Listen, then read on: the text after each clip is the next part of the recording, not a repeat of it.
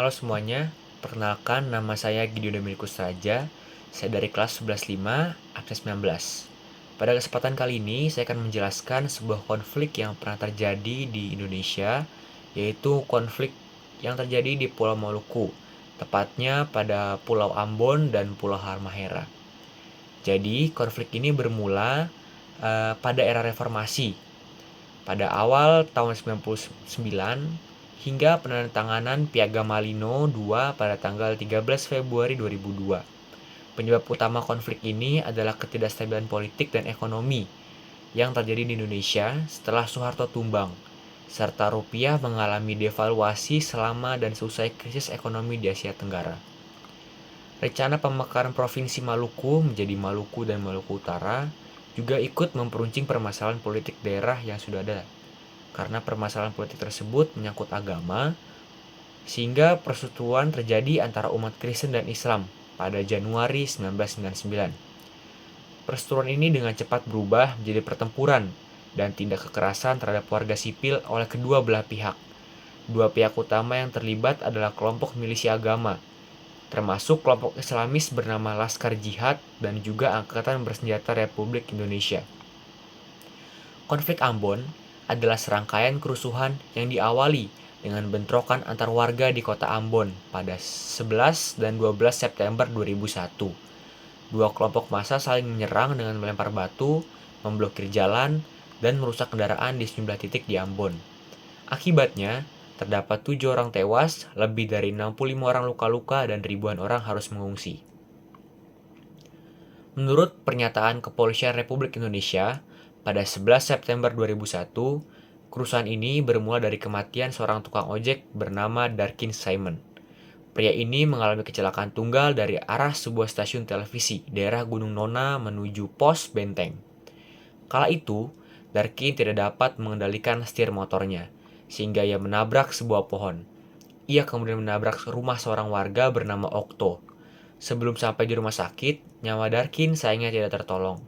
Hal inilah yang kemudian memicu munculnya dugaan bahwa Darkin sebenarnya telah dibunuh. Akibat kematian Darkin, terjadilah pertikaian antara kedua kelompok. Mereka saling melempar batu dan merusak beberapa fasilitas. Kadif Humas Mabes Polri saat itu adalah Irjen Anton Bahrul Alam, mengatakan bahwa korban tewas dalam konflik Ambon akibat luka tembak. Untuk fasilitas, terdapat 3 rumah rusak, 4 motor, dan 2 mobil. Dalam kejadian ini, 3 orang tewas di Rumah Sakit Al-Fatah, serta terdapat warga yang mengalami luka-luka tembak. Selanjutnya, Anton juga menjelaskan bahwa terdapat puluhan warga lainnya yang mengalami luka ringan, dan 24 orang luka berat, serta 65 orang lainnya mengalami luka ringan. 2 hari pasca bentrok, aktivitas di kota Ambon masih belum pulih.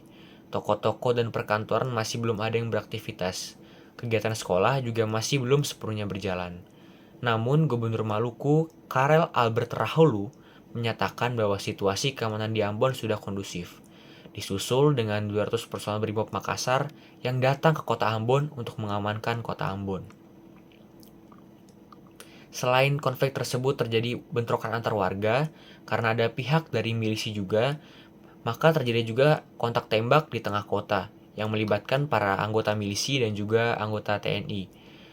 Nah, karena kontak tembak inilah menimbulkan banyak sekali korban sipil yang tidak bersalah terkena peluru nyasar, sehingga mereka harus menjadi korban yang terjadi dalam bentrokan ini. Dan ada juga laporan media massa yang menjelaskan bahwa ada bom rakitan yang dilaporkan meledak di beberapa tempat di Pulau Ambon. Bom meledak di daerah Batu Merah, Desa Tulehu, Desa Wai di Kecamatan Salahutu. Ledakan bom rakitan yang terdengar menggelegar di rumah warga, disusul dengan terbakarnya rumah-rumah penduduk, sehingga menyebabkan keadaan saat itu sangat ricuh. Banyak yang menyebut bahwa konflik di daerah Maluku baru bisa akan reda dalam waktu 50 tahun. Tetapi masyarakat lebih cepat dari itu, karena masyarakat punya modal sosial perdamaian yang kuat. Raja-raja kita ajak sebagai motor penggerak revolusi konflik. Kerusuhan bisa terjadi karena ulah beberapa provokator yang terus menyebarkan kabar bohong.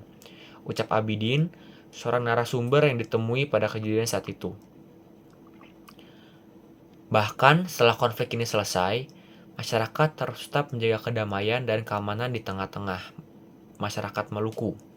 Setelah porak-poranda pasca konflik 25 tahun yang lalu, pimpinan agama dan adat harus senantiasa membekali mereka dengan pengetahuan resolusi konflik dan pemahaman keagamaan yang kontekstual untuk menjaga lingkungan masyarakat yang penuh dengan keberagaman. Seorang pengajar pendidikan multikulturalisme Institut Agama Islam Negeri Ambon bernama Abidin Wakano menjelaskan, keberhasilan masyarakat Maluku dalam menuntaskan konflik sosial salah satunya berasal dari revitalisasi nilai budaya yang dianut warga jauh sebelum kerusuhan pecah. Budaya persaudaraan antar kelompok dan desa dengan sistem pela gandong memiliki inspirasi perdamaian. Berkaca pada budaya ratusan tahun tersebut, banyak kelompok masyarakat Maluku memilih untuk menjalin hubungan persaudaraan antar desa tanpa melihat latar belakang agama. Nilai persaudaraan inilah yang menjadi pijakan untuk mempertemukan kelompok yang sudah tercerai-berai. Demikian penjelasan dari saya mengenai konflik yang terjadi di Pulau Maluku tersebut. Saya mohon maaf bila ada kesalahan dalam menyampaikan cerita tersebut atau dalam perilaku saya. Demikian penjelasan dari saya. Terima kasih.